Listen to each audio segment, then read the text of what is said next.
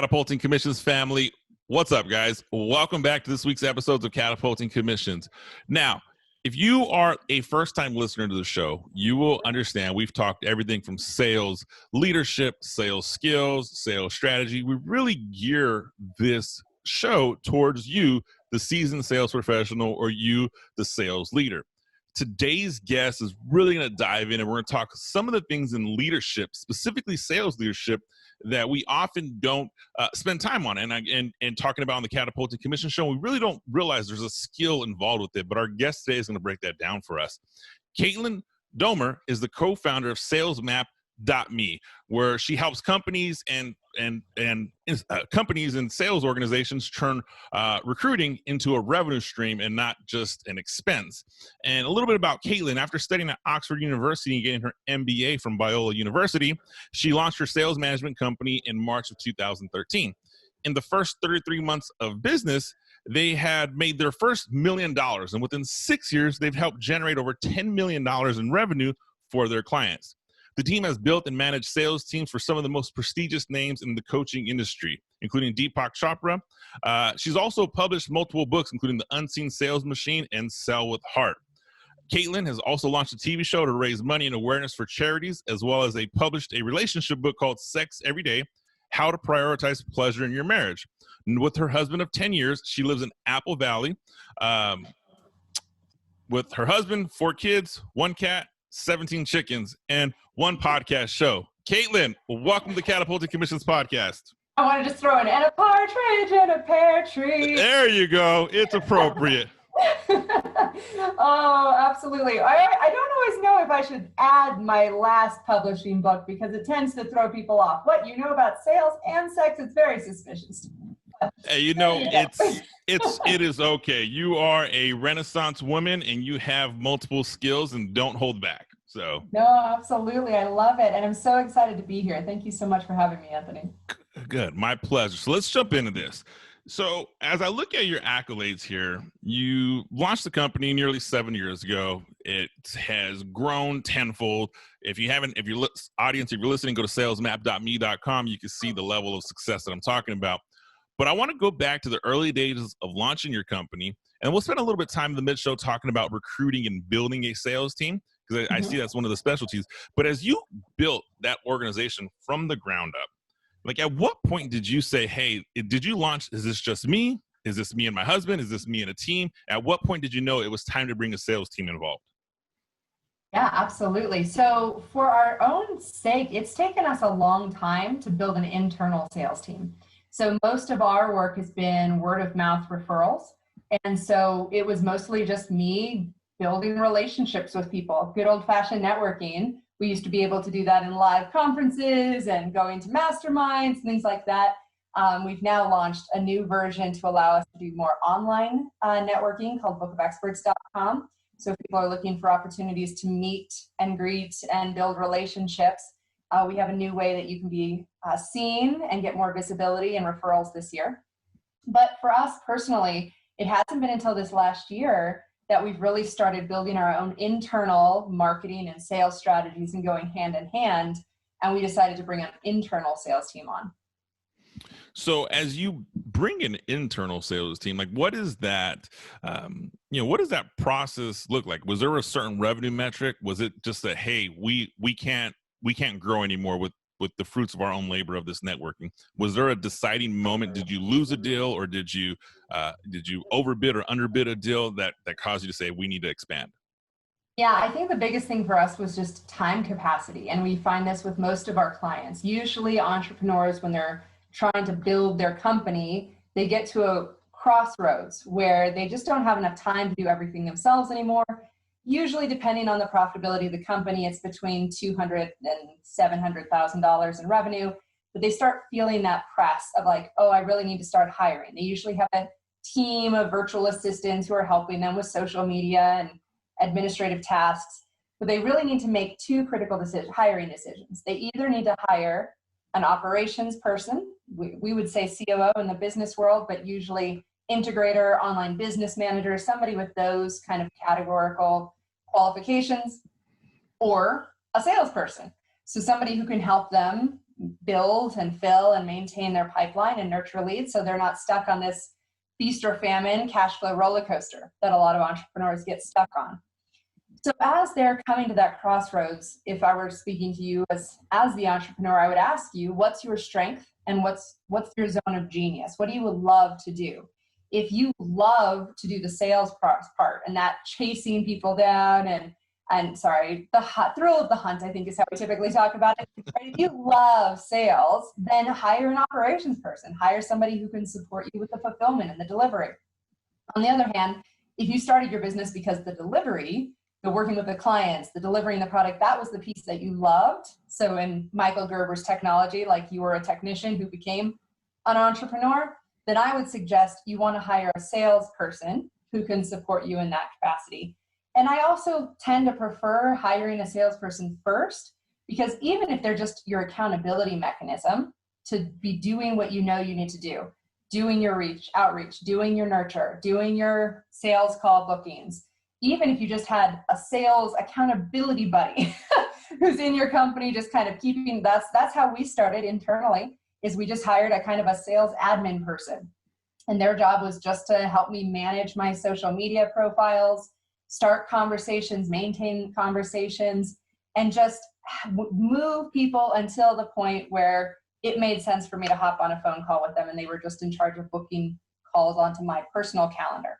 So that's the reason I love starting with that first step, is that when you can have consistent sales calls, you're going to have consistent cash flow, which is going to give you the budget that you need to make your future hiring decisions.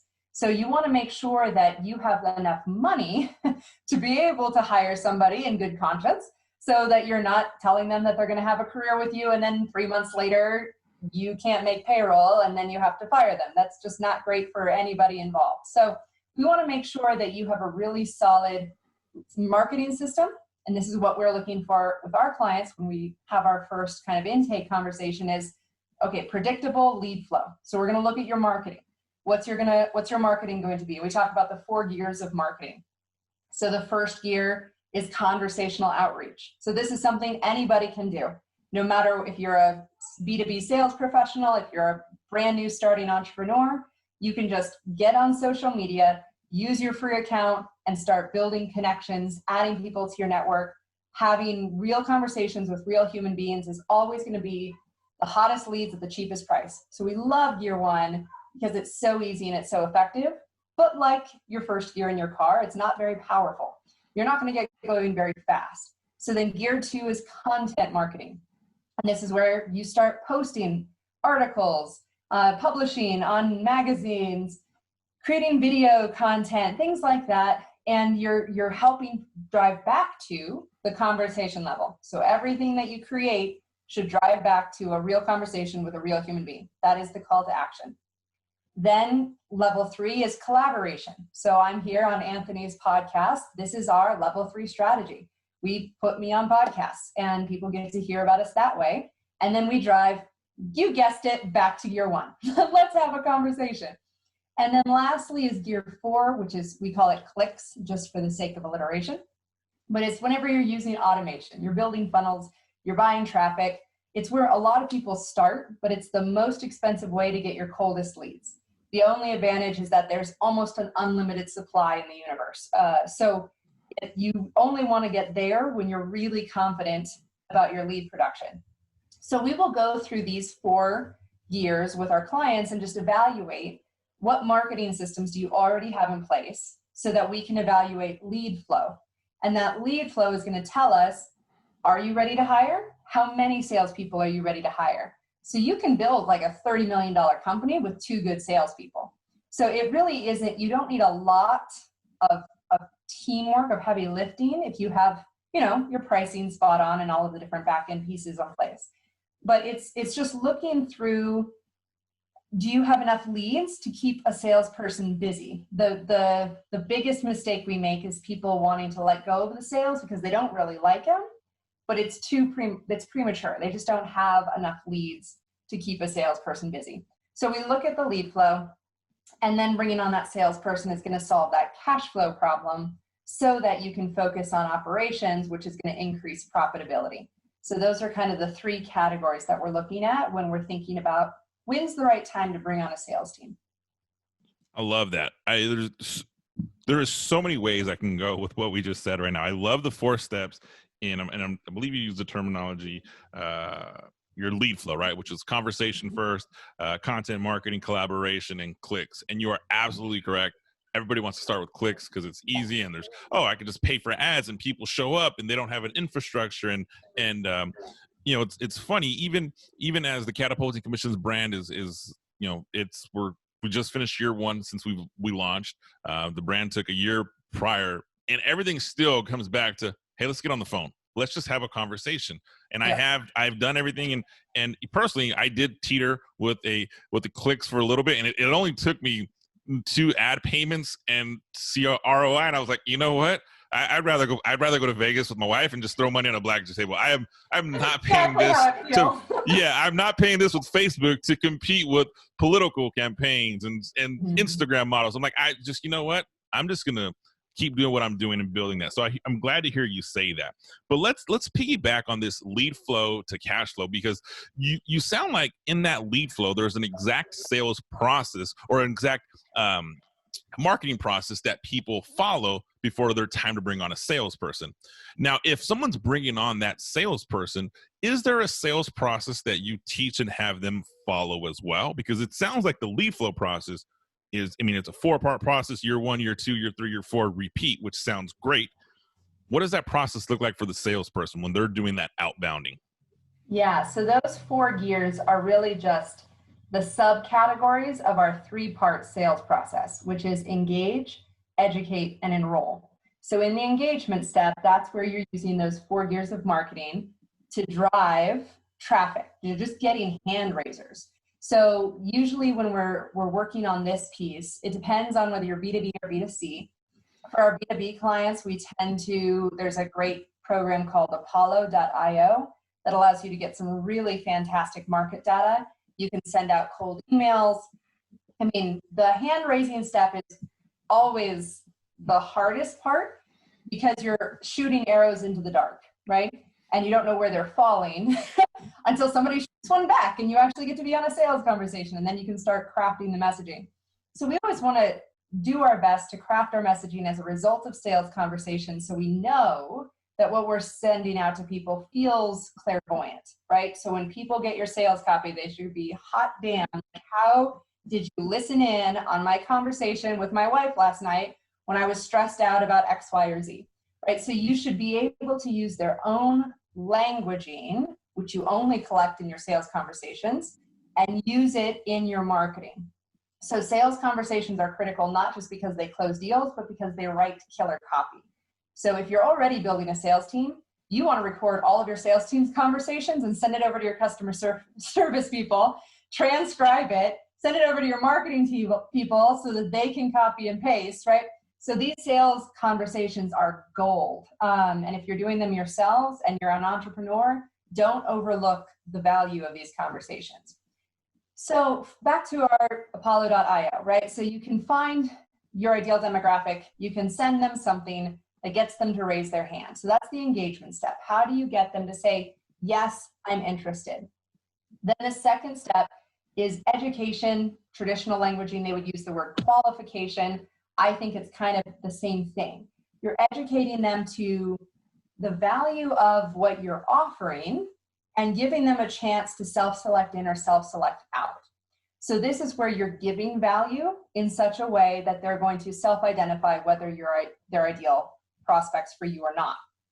And so on this step, you can either do it through automated marketing. So there's a coach in our industry, Ryan Levesque, who's known for Ask, right? That's his book. And so it's all about digital surveys and asking your clients what they want through automation. So his step does that with an automation sequence. Other clients, Fabienne is boldheart.com. She has a very high touch brand. It's very personal and intimate. So she has appointment setters that we hired for her. And they're doing outbound dialing. So everybody who books, who engages with their marketing gets a personalized phone call because she wants that high touch engagement. So the education step in this process is really up to you and your brand. In terms of cost effectiveness, I think there's different directions. If you're a high-end brand, I would suggest a conversation is my favorite step. If you're a lower end, more mass marketing, then the automation step is probably cheaper. So just get a feel for what's going to be the right fit for you. But the goal is for that step to give them some information, context, do that qualification process so that they book a sales call. And that's step 3, enrollment. So now when the salesperson gets on the call, they know they've already raised their hand. This is not a cold lead. They've already received some information about what differentiates the company, what makes the offer unique. For me personally, I don't get on the phone with anybody who hasn't seen our pricing information. So the first thing that you get, well, that's not true. I might do a discovery call because I will still sometimes do the education step myself personally. So we'll spend 20 minutes just getting a sense for each other and building some rapport, and I get to discover what's going on in your business. Then, before we have a longer actual sales conversation, I will send an email. So great to chat with you. So excited to go deeper on your business. Just so you know, here's the information about our programs. We charge $25,000 up front and 25% of what we generate for you. And then by the time they get on their call with me, their actual sales call, they already have that in the back of their minds. So now I get to use all 45, 60, 90 minutes of my sales conversation with them already having that price in the back of their minds that they're going through and justifying in real time. So even if I start the conversation and say, hey, did you get a chance to go over that proposal I sent you? They're like, dang it, no, I was just too busy. Sorry, I didn't get to it. Not a problem. I totally understand. I call this my ice bucket approach, right? So what I'm going to do is I'm going to pour a bucket of ice on their head right before they say, no worries. It just goes through all the details, including the pricing. It's $25,000 up front, 25% of what we sell for you. And then we're going to go through that at the end after I get a chance to know you a little bit better, see if it's the right fit for you, and you can ask me any questions then. Does that sound good? Yep, sounds good. So always have a really strong upfront agenda. Anytime you're having a sales conversation, you guys already know that. But having the price be on the table, and this is pretty unique. It's pretty counter to what a lot of sales techniques will tell you, but it's because I've already built a relationship with them. They're already educated to the value. They've already raised their hand. So they are already committed and actually on a call with me. And nobody has ever said, that's it, forget it, I'm hanging up now, right? Some people will say, oof, that's more expensive than I realized. I'll be like, no worries. At the end of the call, we can go through what your budget is and see how we can make this more doable for you. We do have some private lending options you can apply for, right? So I can coach them through the objection in real time. And like I said, then everything else I say is justifying that price tag, rather than having them love me and think that I'm amazing and expect to be paying about $5,000, and then I drop something that's 5 times what they expected to pay on them, and them having a gasp panic attack at the end of my call when I don't have enough time to lovingly support them and nurture them and making the best decision for them. So that's just kind of a technique that I use to help people be prepared. So have they been engaged? Have they been educated? Are they ready to enroll? Do they have the information that they need to make a decision on this call? I think that's so simple, so unique, and I hear it, and I interview sales professionals and sales thought leaders from all around the world on this show, and there's a common theme here. There's a process you follow: engage, educate, enroll. And what I love here, and you are absolutely right, it is backwards thinking from some people. Everybody wants to spend time, build a relationship, identify a problem, do a great discovery call or do a great needs analysis, however you word it. And then at the end, hey, to work with me, right? And I'll use, my personal coaching. Again, for you to retain me as a personal coaching client, if I sit here and say, hey, it's 10 grand at the end, and we've had this great call, and you're like, dude, I don't have 2 grand. Well, it hurts, right? And so to hear you say that, it's funny. I know in my process, when I bring clients on to coach me and they go through to get a book on my calendar, I crystal clear say, hey, starting fees to work with me are X amount, and they've gone up. So depending on when you started the show or started following me, they were lower in the beginning than they are now, right? Supply and demand as I get higher. But let's just say, starting fees to work with me start at 5 grand. and it says, is this something in your price range? Yes, no, or I prefer a group coaching method. I'm not telling you I can't work with you, but what it has done is it has put people who we do spend this time and have these discovery calls and educate on the process. It makes it a valuable conversation. Like you said, I could spend the hour really diving into your business or solving that problem, as opposed to doing it and knowing at the end, hey, by the way, here's how much it costs to work with me. So to hear that, I love that. Yeah, one of our clients is a high-end CEO coach for like Fortune 100 companies, really brilliant at what he does. And he might do that little 20-minute discovery call, like let's hop on a quick call and just get a sense for each other. He'll send it. But then what he says is, our first session is going to be an actual coaching session. You've already seen the agreement. You know everything that's entailed. He's charging like 40 grand plus success fees. So a percentage of growth on top of that. So you know all that. We're going to have our first session together. At the end of it, I'll say, so do you want to work with me? If the answer is yes, I'll send you an invoice and this will count as our first session. If I say that and you say, nope, not a problem, that'll just be a gift from me to you. So he's already like, he has an even stronger upfront contract that this is the first experience you get. And then you can make a decision if you want to move forward after that. But they already have the contract in their hands when they have that sales conversation. I think there's some value in that, because our consumers today, whether you're B2B, B2C, med, tech, consult, whatever you're selling, before someone buys something, typically they've already researched it. They're already comparing you to somebody else. They're already price shopping you against somebody else. And I used to think that, no, that doesn't happen. But I'm in the process with my wife of buying a new car. And I've spent so much time looking at, like, the idea for me to go down and do the research. I'm like, I want to go down like armed, like I have all my information done. And that's probably like the most simplest vanilla answer. But even as we, people who I've hired, who my production team for the podcast, I've interviewed, I've did my research on the team that I hired. I did my research on other teams. So to hear that and get that pricing up front, I think that's such a, it's backwards thinking, but I think it's going to be more and more popular as we move forward, because I don't see consumers. I look at it in this capacity. I have two 11-year-old daughters.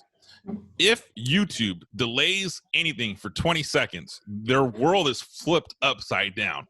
And in 15 years, 10 years, depending on what I'm selling, 20 years, they're going to be a consumer for someone's product. That mentality is not going to change. They're going to want information. They're going to want to know, what am I going to get into before I even start this process? So I definitely think sales methodologies will be changing over the next 20 years, 10 years. They're probably already changing now.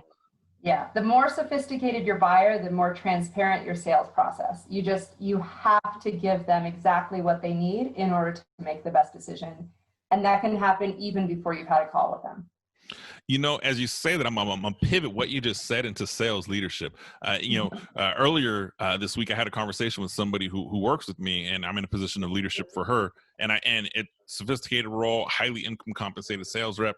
And I shared with her, I said, as we were discussing career paths and opportunities for her to grow and develop, I said, as you move into leadership, just remember, the higher caliber your people, the higher quality. When someone starts making 2, 3, 4, 500 grand a year in commission, transparency is everything. These are not entry-level sales reps saying, hey, just get on the phone and dial, and I use the analogy with my team. Hey guys, if we're going to walk across a bridge and we're going to fall off, I'm at least going to tell you, like, hey guys, there's no other step on the other side. I'm not going to lie to you, which is some backwards thinking and traditional sales leadership mentalities, which I've challenged the status quo in organizations I've worked in. I've challenged the status quo in some of my clients. I'm like, hey, that philosophy no longer works. Transparency is key, because transparency, even if it's bad transparency, creates trust. And that's essentially what we want in that world of selling or sales leadership. Good insight. So, Caitlin, let me ask you this: in the world of recruiting, let's say my Catapulting Commissions company, right? We've launched it a year ago. We're building. Let's give a round figure. We're doing $500,000 a year, and I'm like, okay, where do we turn this, bringing somebody on? And we discussed before we recorded, like, how does recruiting become a revenue stream? Because when you say recruiting, I look at an expense, like, oh, I have to pay someone to do the headhunting. I have to pay someone to do qualifying. Could I do the recruiting and headhunting? Yes, but no, because I don't have the time. So it's going to be somebody else. And so I look at that as an expense and not a revenue. Help me understand that. Yeah, absolutely. So what really differentiates our company and the way that we recruit is what we call a launch-based recruitment system. So the way we develop it is we are planning a recruitment sequence around an already scheduled launch that you have on the books, or we create a marketing event for you. And what we'll do is usually 90 days out is a good rule of thumb for us to help us get all that piece. If you already have a launch and it's like 2 weeks from now, we can make that work. But if we need to plan the launch, give us at least 90 days, right? But what we're doing is we're trying to create an event that gives your marketing team an excuse to start raising awareness, publicity, visibility, engagement, and really boost those numbers. So the biggest problem that most coaches or consultants who are growing their companies run into is they've built a list on emails. And emails, if you haven't noticed, are not opening at the same rate that they used to open. So with us, the first thing we coach business owners to do is start collecting phone numbers as quickly as possible. Whatever your lead magnet is, throw in an optional phone number. Auto-populate, we'll fill it in at least half the time. The worst case scenario is they give a number that they don't, it's a fake number, right? But you still have a phone number. Like, let's start there, because if you can give me a phone number, I can make you money.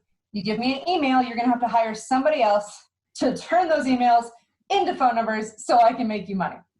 But I would say if you have at least 1,000 phone numbers on your list, that's at least a good starting point. We try to make sure that every candidate gets at least 200 phone numbers to sell to. So if you have 1,000 people, we can recruit 5 candidates. We had somebody who had 10,000 phone numbers, so we got to do 50 candidates, right? So it's just looking at what do we have to work with that's already in your database. One of our clients was like, well, I really want to do this. Let me do my own little mini launch to get phone numbers and then bring you on to upsell on the back end. So perfect opportunity, right? You can do a 5-day challenge or whatever it is that you want to convert your email list into phone numbers through social media or excuse me, not social media, SMS. So giving them an excuse why you're going to text them is a great reason to collect a phone number. Get those phone numbers, and then on the back end of either selling a low offer, which, you know, when they're a buyer, it's fantastic because they just bought something. So it's a perfect excuse to collect a phone number. So there's a lot of like free book, just pay shipping, or tripwires for $7 or whatever it is that you're doing. I don't care if you sell it for $1, just get me a phone number. So use that methodology to convert emails into phone numbers. And then we plan a 1 to 3 week, but usually a 2-week is my favorite, boot camp. And this boot camp is going to be where your sales candidates get to have conversations with your ideal prospects, your phone numbers. They're doing outbound dialing to engage and activate your list. And the reason we like having a launch is it gives us an excuse to call. Like, hey, I don't know if you saw that Anthony's doing this big challenge. We just wanted to check in with you. How are you doing? Are you engaged? Do you need support? Just start the conversation. Then if they're qualified and interested and ready to learn about more, then they book a follow-up call, and then we sell them into something. And that something can be anywhere from $1,000 to $10,000, but something that's big enough that you can pay commissions on, right? Because they're working on a commission-only basis during this 2-week period. So you're essentially getting people to do outbound dialing to your list on a commission-only basis for 2 whole weeks, calling all of the phone numbers that you have and seeing how many we can convert into whatever this thing is that you want to sell. So for one of our clients, the first week, we had 50 candidates, and those 50 candidates were trying to sell a $1,000 program. So in that first week, we sold 45 of those. And then I think it was about 15 of them had done that. So they qualified to enter into weeks 2 and 3, where they got to sell a 7,500 something. So they were making higher commissions and they were working with hotter leads, because these were people who had actually completed an application requesting information about the $7,500 program instead of just somebody gave me a phone number in the last 12 months. So they got warmer leads and bigger commissions after they earned the right to play at that level. And then over those next 2 weeks, we filled his high-end coaching 25 slots was what he capped it at. And we sold all 25 for him in those 2 weeks period. And so at the end, 10 of those people had sold the high-end program. They had basically trained themselves on the methodology. They had built a team culture. We had been managing that process. If he wanted to, he could actually hire our sales manager. So he walks away with an entire team. He gets the sales manager, the closers, and if he had wanted to hire some of those people as appointment setters, instead of just closers, he could have done that. So he had a full 10-person team that he could choose from and see who. Now he does final interviews and just says, oh, these 3 people are perfectly in alignment with my culture and my values. I want to extend them an offer letter. So one of the things that we do is help craft a performance-based compensation plan, talking withdrawals, revocable, irrevocable, KPIs that they need to be hitting, tiered bonuses structure, all of that fun stuff. So you can send them an offer letter, and then that offer letter kicks off their work with you. We'll do an onboarding call just to make sure that they have everything they need to transition from external to internal sales team. And then they're off to the races. And so that's our methodology. So in about a 2 to 3 week window, you're going to walk away with, I think he had like 232,000, right? You walk away with 6 figures and a fully trained and operational sales team. Wow. I mean, I to hear you say that, I was writing notes and I was following, and then I got stuck doing 25 times 7,500, and I was doing my math and I was putting the numbers in. But I mean, that's genius. I mean, it's like a paid internship to build a sales team, Yep. which has been profound. I mean, to get copywriters for the Catapulting Commissions, I first started with like an internship with college students, and didn't go as smooth as this. A few came in, few didn't go out, and I got a good team in place now.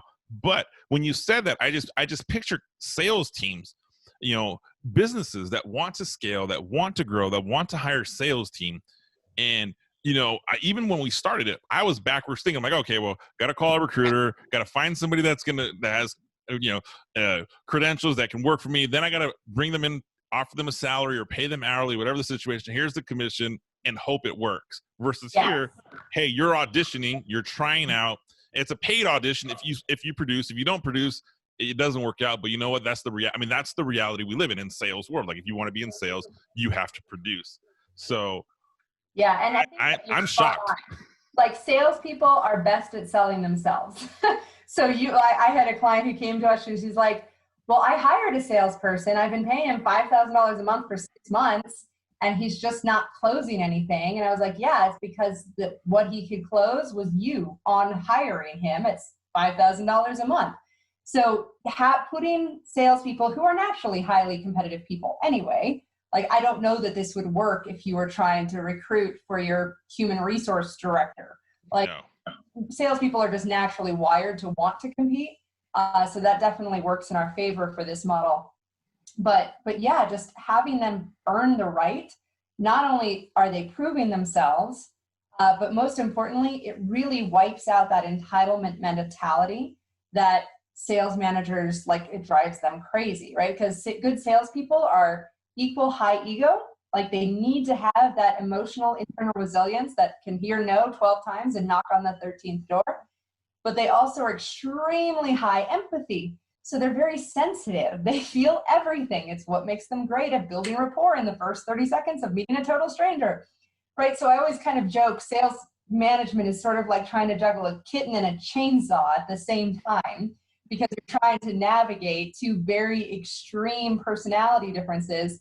And so one of the things that we tell them is they're not just competing on numbers. We're competing on teamwork, collaboration. Are you helping each other? Are you supporting each other? We're not interested in cutthroat sales reps who are just in it to win it. We want to make sure that you have a team environment. So we're cultivating a culture of dedication, support, a very nurturing while simultaneously competitive environment. It really is a beautiful thing. At the end of 2 weeks, that group of 10 people didn't want to stop, right? They just wanted to keep going together because they were loving the experience. Man, I feel like I just heard something. I did just hear something new for the very first time, but it is so it is just enlightening to hear there's a different way to scale and grow your business. And I hear that in the terms of my own Catapulting Commissions brand. I'm like, okay, when do I scale? When do I grow? It's all about sales. I love sales, but I only have 24 hours in a day, right? And I have a team already. I mean, I'm pretty spread thin. So to hear that, that's pretty enlightening. Let me pivot on you on something here, Caitlin. What is it that you look for to bring these people, right? So we're coming here. We got the last 10, 15 minutes here. We're going to talk a little bit about what makes that salesperson tick, because you can get 10 people in a room, and if they're all excited, they're all like motivated, and they're all feeding off each other, it's a great environment. But sometimes you can get 10 people in the room, and you have half and half, and the half that's negative, the half that's like, oh, the leads don't work. I think of like Glengarry Glen Ross, like one of the old school sales, we like, the leads are horrible, this isn't working, and I could see that culture taking off. So how do you identify what is it that you're looking for, the skills, characteristics, background to bring somebody on? And then from that group, who are your clients hiring at the end of saying, yeah, I want this person to work with me full time? Yeah, I love that. So I will just say, for us personally, our favorite our favorite place to recruit from is your own list. So if you're big enough to be hiring a salespeople, you have people following you, right? It's just the nature of marketing today. So we're going to look at who's already engaging with your brand. Maybe they've bought something, maybe they just opted in for something, maybe they just follow you on social media. But let's start with your own circle. And the reason is that I can teach skill set, right? I went from hating sales and being the worst salesperson I know to personally closing $2.5 million in coaching last year, right? So I can take somebody from 0 to 60 on sales mindset and skill set. What I can't train is heart, right? So I really want to start with somebody who is passionate and committed and coachable, and then train them on the methodology. Now, if I can find somebody who's a killer professional with years of experience, who just knows how to close deals, and they're in love with the mission, and they're aligned with the values, and they're a great team player, fantastic. We found our unicorn. Let's just put a crown on them and send them off on their way.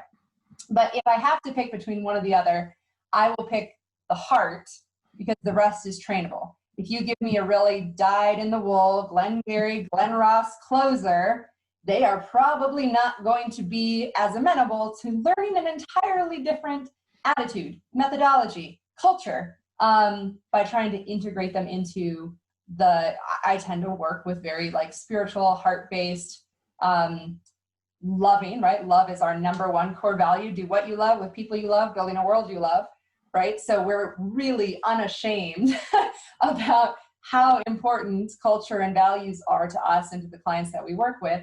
So that's where I start personally. In terms of the people that they hire, then it's a blend, right? So we have to see, did you actually produce results? We've had people who are the most loving, kind, supportive roles in the entire team, but they just couldn't close a deal. So you know what? We usually turn those into our appointment setters. They are really great at bonding with people, building relationships. And so we tell them, go call some people, build relationships, find out what they want and need, and then schedule a call onto the closer's calendar.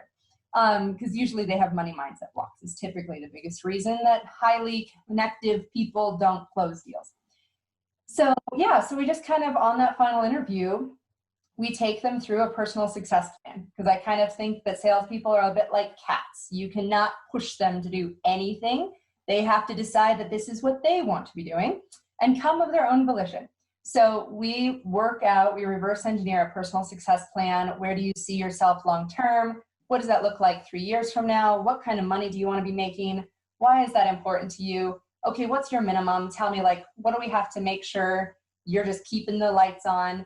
And we'll just co-create a compensation model. Like, we really love you. We really think you're fantastic. We want to make sure that this works for you. And then we'll co-create a solution based on what they need and say, okay, let's go ahead and get you hired.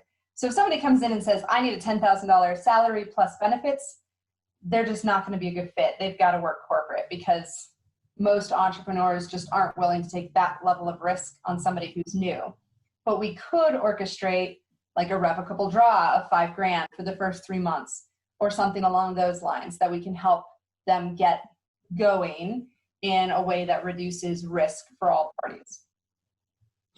I I think what I'm hearing you is you want will because you can coach skill.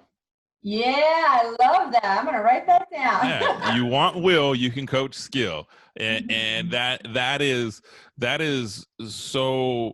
I think most sales leaders need to hear that, because sometimes as a sales leader, and I know when I'm hiring somebody, I fall in love with someone's skill set, right? They have a resume, they have the accolades, they've done all of this, they've built, and if it's startup mode and they've successfully built multiple startups, and you're like, oh, this is the perfect person. But I always go back to one thing you said earlier is, are they going to learn? Are they adaptive? Are they going to learn a new way, a new thing, new technology, new phrases, new strategies? And if the answer is no matter how successful they've been in the past, I don't think they'll be successful with me. They might, and it might be, you have to look at yourself as a sales leader. Do I have to train somebody a little bit more because they don't have that skill set in the upfront, but over the long haul, they'll be a little bit more successful. So I love hearing that. Last thing I want to pick your brain on here, Caitlin, as we wrap up. You mentioned the phone numbers. As you said that, I felt like you were sneaking into my conversation. I have an executive coach, and I've shared with on the show. I've had an executive coach for a while, and we just talked about transitioning from email to phone number for that exact reason. I'm like, man, I can grow my email list. Let's just say I pick up 100 emails overnight. At an open rate, that's not a lot. Like if you do a good open rate, maybe I can get 18 or 19, if that, right? It just depends. And I'm competing with email, like we talked about clicks. I'm competing with email with eBay and Amazon and Nike and whatever email list goes to, is just getting flooded, and all the social and all the Gmails and Outlooks and everything is like filtering. It's just becoming more challenging. So we talked about that phone number gathering. How do you recommend your clients offer that, like as like a valuable piece? Is it just, hey, anywhere you lead magnet come through via phone? Do you have a program you recommend? This is me selfishly asking. So Catapulting Commissions family, you can hear I'm taking a shameless plug, trying to learn something here. Right. So I always try to think as strategically as possible. How is this serving our end game? So if we were working with you personally, I'd say, well, what are the assets that you already have built? What's the end? So for your highest end client, what do they want and need from you? And then what we create is so that's the big bucket. So one-on-one coaching is 50 grand, right? Well, then people who aren't ready for 50 grand, well, then we're going to get them into the $10,000 group coaching.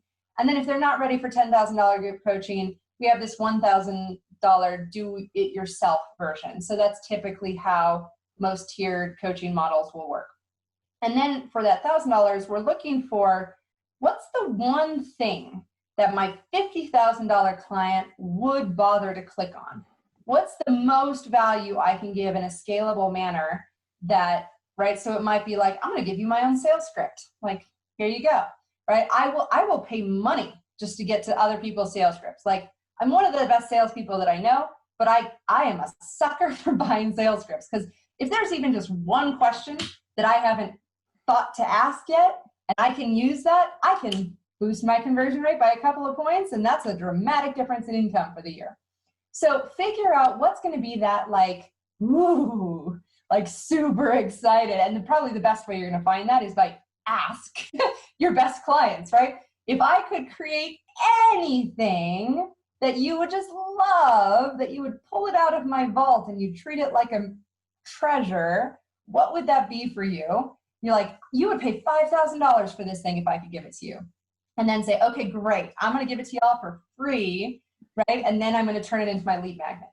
So get something that's genuinely valuable. So the biggest thing that people have a mistake is if they're having trouble with their marketing, they're probably haven't dialed in their offer. So don't bother trying to make compelling messaging until you have an irresistible offer. So find what people genuinely want and need, and then your marketing is a breeze. So easy at that point, because all you're doing is just telling them what they're getting, which is what they've said that they wanted. So, from that perspective, I would look at what is something truly valuable. The other thing that I would look at is how can we build the sales conversation into that bundle. So not only are you going to get my script, and you're going to get my audio mantras. So Anthony is in your ear every night. So now we have a visual and an audio, you're also going to get a call with my breakthrough coach, and we're going to look at where you're at now and where you want to be and what you're going to need this year. And he'll hook you up with even more free resources. So we bundle the multi-dimensional learning opportunities into a single toolkit. And one of those resources is a phone call. And then it's just a matter of booking the call that they just signed up for. I mean, the easiest thing, worst case scenario, just pop it on whatever you've already got, right? Like I said, keep it optional. If you want it to be optional, make it required if you want it to be required, but just do it however you're doing it. And then you can think of more strategic ways of where this makes sense. Like, you're going to give me your phone number and I'm going to give you text messages that do exactly what you want to do. So I signed up for a live class. The guy was like, I'm going to teach my course live once, and then I'm going to sell this as a course later. You will not have access to the replays. It will only be live. You have to sign up, and I will send you text message alerts as to when we're going live. And I was like, yeah, I don't want to miss that. So I gave him my personal cell phone number. So what would incentivize your ideal clients to give you their cell phone number? Just put yourself in their shoes and then answer that question. Man, I love that, Caitlin. That was so much value. And that's anybody who's followed the podcast, I always try to get some free coaching or free advice from all our guests, and you just delivered a nugget of value. And I will seriously look at adding that phone number to the website and lead magnets and all those different things, because I do believe that phone numbers and text messaging is way more impactful than emails. And I miss emails all the time, and it's never intentional. It's just there's so many coming in. So Caitlin, we're coming to the end of our time here. How does my audience find you? How do they engage with you? How do they learn more about SalesMap? How do they learn more about you? Yeah, let's talk about it. Yeah, so if you are interested in bringing on a sales team, do head over to salesmap.me. It's not a .com, it's a .me. So just type in salesmap.me and you'll find our website, and you can book a call with us on that website. And you'll be talking to me personally, and I can create that game plan for you in real time. If you are just more general and you're looking for more visibility, more referrals, head over to bookofexperts.com.